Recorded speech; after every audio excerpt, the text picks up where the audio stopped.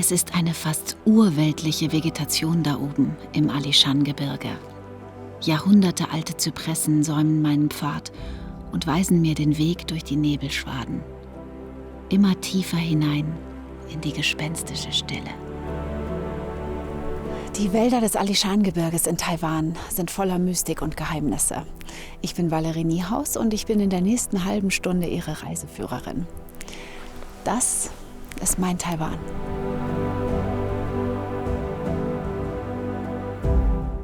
Das Holz der Gelb- und Rotzypressen besaß einst großen Wert bei den japanischen Kolonisten. Bis 1945 fällten sie die Bäume und schnitzten daraus teure Möbel. Seitdem wirken hier oben in etwa 2000 Meter Höhe ausschließlich die Gestaltungskräfte der Natur. Überall wuchern Farne und Moose und atmen die feuchte Luft, die der Pazifik dem Zentralgebirge beschert. Ein Holzsteg führt mich über den sogenannten Schwesternteich. Einer Mär zufolge sollen sich hier im Wasser zwei Schwestern umgebracht haben, weil sie in denselben Mann verliebt waren. Doch die Geschichte ist frei erfunden und sollte nur mehr Besucher anlocken. Wie überflüssig, finde ich.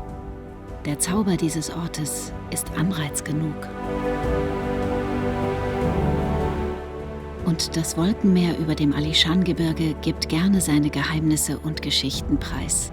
Sie wollen jedoch erwandert werden. Ja, mein Weg hat mich heute an über 800 Jahre alten Bäumen vorbeigeführt. An Nebelwänden bin ich vorbeigegangen, die ständig alles verändern und neu machen. Und es ist ein wunderbarer Duft, frisch und frei.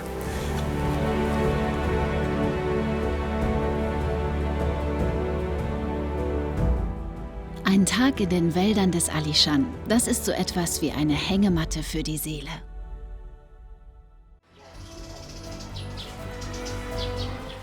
Fast jeden Morgen sind sie hier und praktizieren Tai Chi, eine Kampfkunst. Fließende Bewegungen zur Steigerung des Wohlbefindens. Gleich hinter dem Konfuzius-Tempel in der Nanmen-Straße in Tainan. Übrigens, Tainan ist Taiwans älteste Stadt. Bereits vor etwa 20.000 Jahren ließ sich hier das indigene Sakam-Volk nieder.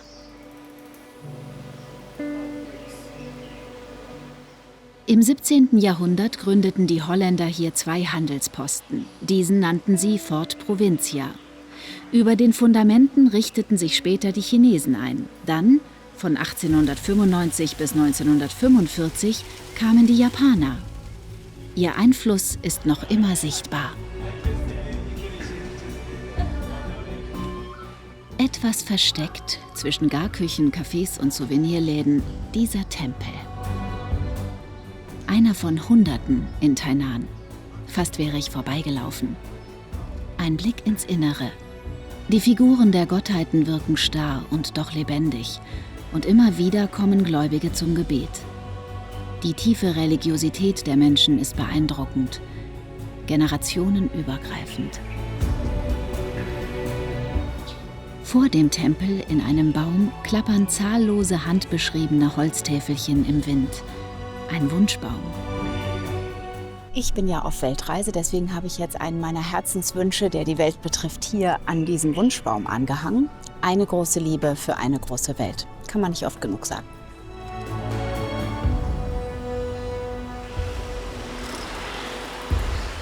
Mittagszeit, Rush Hour. Um noch etwas tiefer in die Kultur Taiwans einzutauchen, gehe ich einer Restaurantempfehlung nach. Mein Sohn Joshua begleitet mich. Das Essen in Taiwan soll ja mit das beste Essen der Welt sein. Das jedenfalls habe ich so gehört. Traditionelle regionale Gerichte, genau mein Ding. Die Inneneinrichtung dieses Restaurants ist schon mal traditionell genug.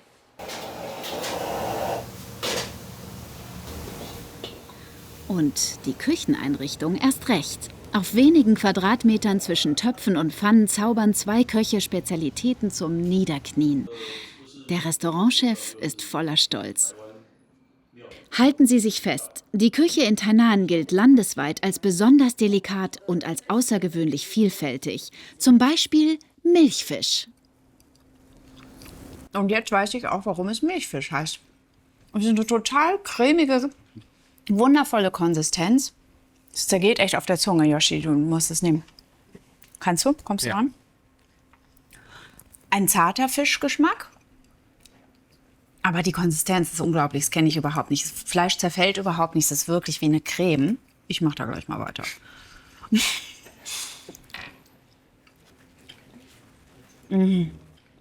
Hausgemachte Ananassoße. Dann werde ich das natürlich zusammen probieren. Überhaupt, das hat so ein bisschen einen süßlichen Geschmack, der Fisch. Aber es ist alles dezent, womit ich nicht meine, dass man es nicht schmeckt. Aber es ist einfach gar kein aufdringlicher, starker Fischgeschmack, sondern es geht wirklich, ist eine Komposition, wo alles so ganz wunderbar zusammengeht. Naja, auch die übrigen Delikatessen sind ohne Übertreibung eine Wucht. Ich liebe ja Essen. Wer mich kennt, weiß, dass ich das eigentlich rund um die Uhr tun kann. Aber das hier ist natürlich was ganz Besonderes für mich. Es ist ein Grund, die Welt zu bereisen. Essen ist freundlich, Essen tut gut, Essen verbindet.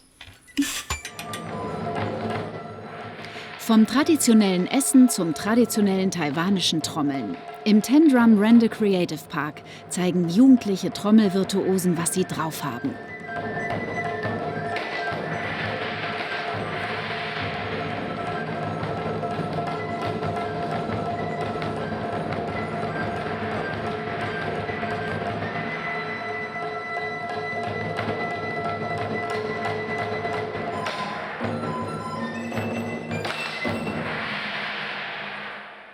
Wirklich beeindruckend und laut.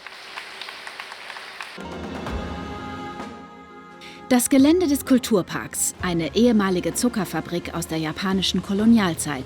Eine Erlebniswelt mit zahllosen Attraktionen und Herausforderungen. Ein Freizeituniversum, eingefroren in rostigem industriellen Ambiente. Einfach hinreißend hässlich. Zwischen Leitungsrohren und Stahlgerüsten bieten mehrere Stockwerke hohe Kletterwände Übungsflächen für Nachwuchsalpinisten. Jeder Griff will gelernt sein. Auch das Abseilen. Ein paar Hallen weiter haben die Trommelkünstler ihre Basis.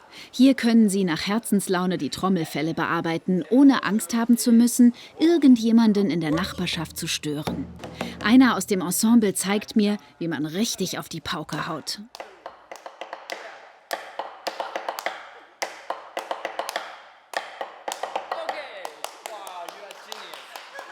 Ich finde das eine richtig tolle Idee. Es ist ein alter, recycelter Ort mit einer großen Vergangenheit, der neu genutzt wird und zu einem Spielplatz umfunktioniert wird für Groß und Klein. Jeder kann sich hier kreativ und sportlich austoben. Ich finde, das ist ein super Ding.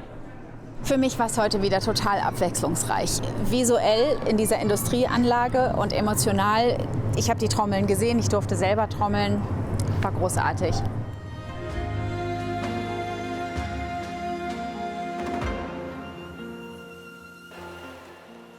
Die Hafenstadt Kaohsiung, 2,8 Millionen Einwohner, Taiwans zweitgrößte Stadt. Ein Eldorado für Künstler und Kulturfans. Am Kunstzentrum Pier 2, direkt am Hafen. Hier haben Kulturplaner alte Lagerhäuser und Rangierflächen in einen Marktplatz für moderne Kunst verwandelt. Kaohsiung, offenbar die heimliche Kunsthauptstadt Taiwans. Der Form eines Manta-Rochens nachempfunden, schwebt das Nationale Zentrum für Kunst und Kultur wie ein Raumschiff über der Metropole. Eine atemberaubend großzügige Architektur, innen wie außen. Ein Komplex aus Opernhaus, Schauspielhaus, einem Haus für Kammermusik und einer Konzerthalle. Alles unter einem Dach. Das hier ist nicht einfach nur ein Kulturtempel, vielmehr eine Kathedrale der Künste, die von der Bevölkerung mit offenen Armen angenommen wird.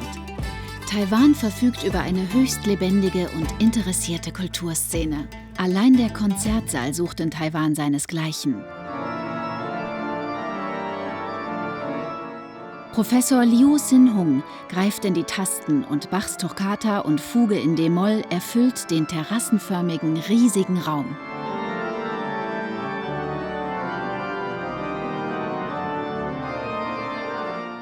Ich suche mir einen Platz aus und lausche der Musik.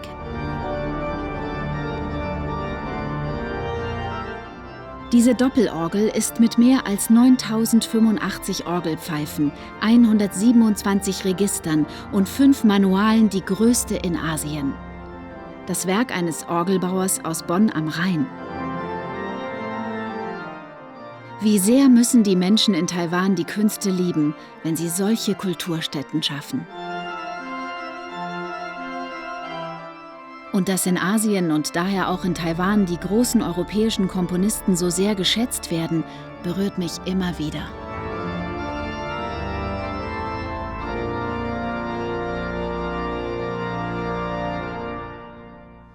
Klares Wasser, klarer Himmel, ich gehe schnorcheln. Fast schwarzes Vulkangestein bricht die Wellen des Pazifiks. Die Küste des Kenting-Nationalparks tief im Süden Taiwans, ein Paradies für Outdoor-Fans und ideal zum Tauchen und Schnorcheln.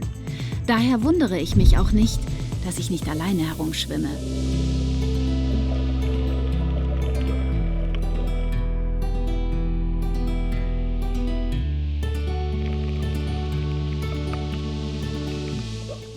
Mein Blick unter Wasser schweift über Korallenbänke und allerlei exotisches Fischgetier und Riesenmuscheln.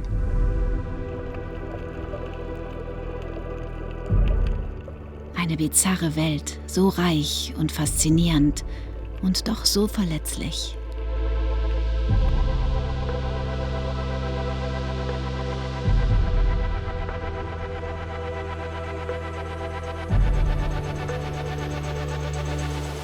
Auch die Sandstrände im Nationalpark sind ein Gedicht.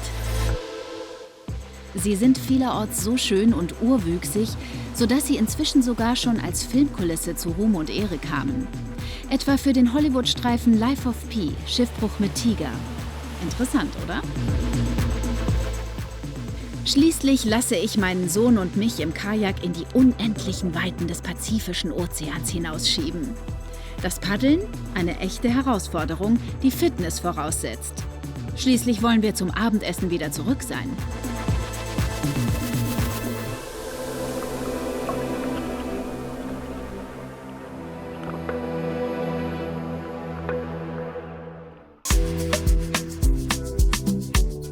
Der Bahnhof von Kaohsiung zu Huying. Von hier aus verbindet die Taiwan High-Speed Railroad, der Hochgeschwindigkeitszug, den südlichen Teil der Insel mit der Hauptstadt Taipeh im Norden. Eine Strecke von insgesamt etwa 345 Kilometern. Die TSHR benötigt dafür weniger als 2,5 Stunden. Sehr sportlich. Die Trasse führt über zahllose Betonstelzen und durch viele Tunnel. Ja, durch Tunnel. Man reist total komfortabel hier auf dem eigenen Streckennetz der TSHR. Das ist unabhängig vom staatlichen und vermeidet Knotenpunkte. Man ist entspannt und schnell am Ort. Um mich herum gelassene Stille, während draußen Reisfelder und Ansiedlungen vorbeirauschen. Oh, Taichung, der nächste Halt. Warten Sie, dort zeige ich Ihnen was.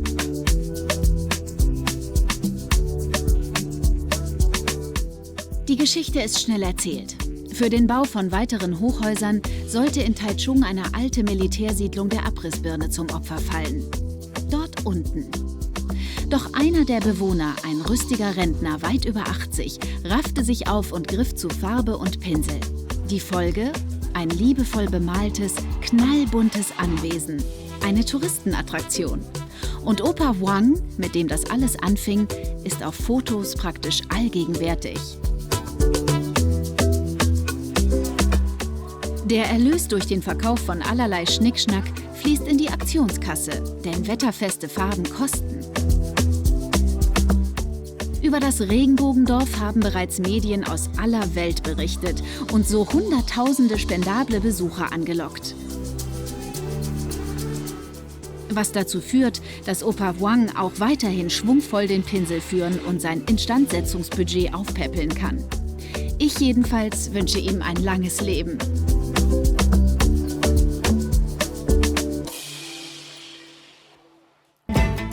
Taipeh, Taiwans Hauptstadt und das politische und wirtschaftliche Kraftzentrum des Landes. Die Straßen sind sehr belebt, nicht nur zur Rush-Hour. Und vielerorts bestimmen Motorroller das Bild. Eine Metropole im 24-Stunden-Überholmodus. Rastlos, schnell und doch diszipliniert und entspannt. Der Wolkenkratzer Taipei 101, von 2004 bis 2007 das höchste Gebäude der Welt. Das Nationale Palastmuseum, das müssen Sie gesehen haben. Seit 1925 beherbergt es die weltweit größte Sammlung chinesischer Kunstwerke aus rund 8000 Jahren ostasiatischer Geschichte. Die Sammlung besteht aus fast 700.000 Exponaten. Sie benötigen ein ganzes Leben, wenn Sie alle sehen wollen. Viele der Kulturschätze warten jahrelang in den Katakomben, bis sie von Zeit zu Zeit neu zusammengestellt der Öffentlichkeit präsentiert werden. Wie hier, Kupfergefäße, Jahrtausende alt. In diesem wundervollen Weinkessel aus dem 11. Jahrhundert vor Christus versteckt sich ein Geheimnis. Es ist nicht nur, dass er so toll gearbeitet ist, sondern in seinem Deckel ist eine Gravur. Das ist ein Code, der ist interpretiert worden als Self-Restraint to avoid failure, also trink nicht zu viel. Schon damals ein guter Tipp. Jade, das Kultmineral Chinas seit rund 8000 Jahren. Ein fast magischer Werkstoff. Viele Chinesen glauben noch heute, dass Jade eine heilende Kraft innewohnt. Die Kunstwerke hier sind gerade mal so groß wie eine Streichholzschachtel und doch bestechen die Motive durch ihre Detailtreue. Eine unglaubliche Miniaturarbeit aus dem Hochmittelalter. Die Lupe ist gerade erst im arabischen Raum erfunden worden. Eine Visite im Künstlerdorf Treasure Hill katapultiert uns wieder in die Gegenwart. Treasure Hill, das war einmal eine bewohnte Militäranlage, bis sie langsam verfiel. Nach Restaurierungsarbeiten gab die Regierung 2010 das Gelände frei.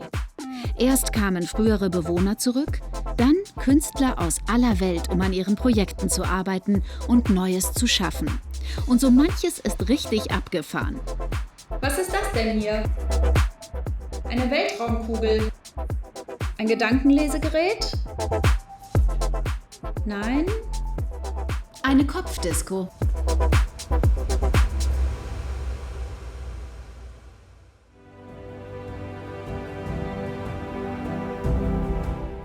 Der Yangmingshan Nationalpark, etwas nördlich von Taipeh. Hier wird deutlich, dass Taiwan eine lange, rege vulkanische Geschichte hat. Schon von weitem sind die schwefelhaltigen Dampfschwaden zu sehen, die auf den Berghängen liegen. Aus den Fumarolen steigt der Geruch von faulen Eiern auf. Überall zischt und gurgelt es. So etwa stelle ich mir das Wartezimmer zur Hölle vor. Heiße mineralhaltige Quellen aus den Tiefen der Erde. Von den Japanern während der Kolonialzeit erschlossen. Sie sind heute stille Orte einer ausgeprägten Badekultur. Die japanische Badetradition ist eine sehr exklusive Angelegenheit und bietet Entspannung pur für Leib und Seele.